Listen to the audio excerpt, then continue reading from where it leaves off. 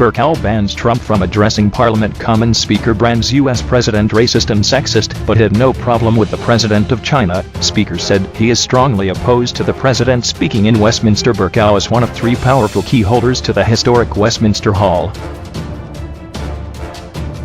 Donald Trump was branded racist and sexist as Commons Speaker John Bercow revealed the U.S. President will be barred from making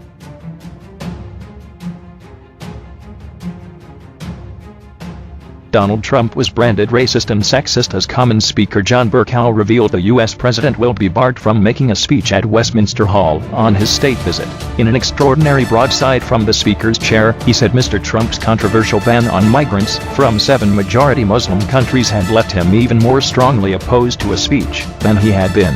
But Mr. Bercow previously had no objections to leaders of controversial regimes including China, Kuwait, and Qatar addressing MPs and peers in both houses.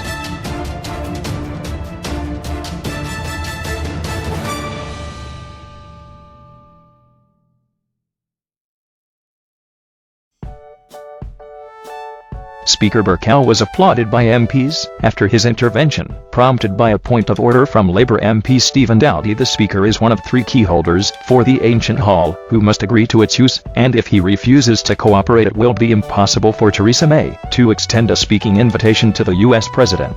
Mr. Bercow was applauded by MPs after branding Mr. Trump racist.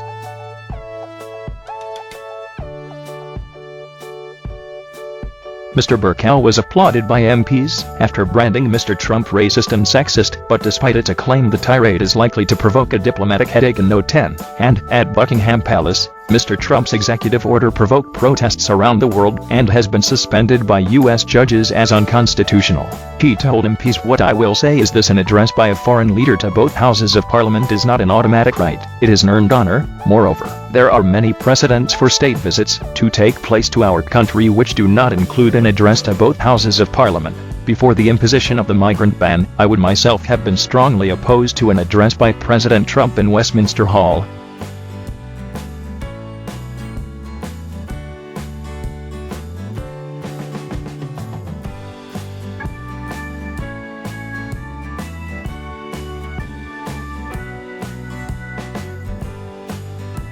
After the imposition of the migrant ban by President Trump, I am even more strongly opposed to an address by President Trump in Westminster Hall. Mr. Bercow said he has less influence over whether a speech could be made by President Trump in the Royal Gallery, because it is in a different part of the building, but he told MPs it was customary for an invitation to be sent in the names of both Speakers of Parliament himself and Lord Speaker Lord Fowler. "I would not wish to issue an invitation to President Trump to speak in the Royal Gallery," he told MPs. Mr. Bercow concluded, "We value our relationship with the United States. If a state visit takes place, that is way beyond and above the pay grade of the Speaker. However, as far as this place is concerned, I feel very strongly that our opposition to racism and to sexism and our support for equality before the law and an independent judiciary are hugely important considerations in the House of Commons."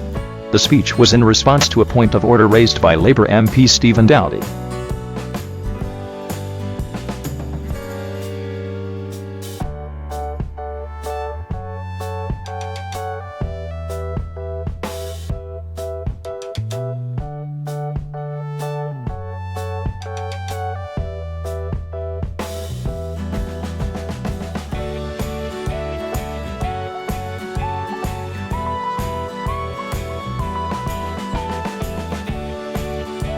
He spoke to highlight a Commons motion opposing Mr. Trump's speech. It has been signed by 163 MPs, mostly from Labour and the SNP, but the intervention was slammed by ex-UKIP leader Nigel Farage, who said for Speaker Bercow to uphold our finest parliamentary traditions, he should be neutral. Note 10 sources played down the intervention, insisting the itinerary for the visit had not been set and would be discussed in due course.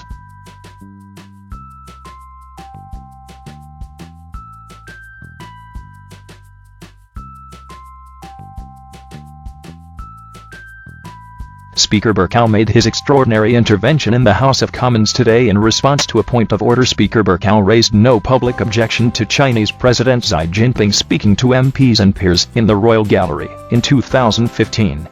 He watched on from the platform. Picture John Bercow with the Emir of Kuwait, a country which bans Israelis and uses Sharia law in family disputes.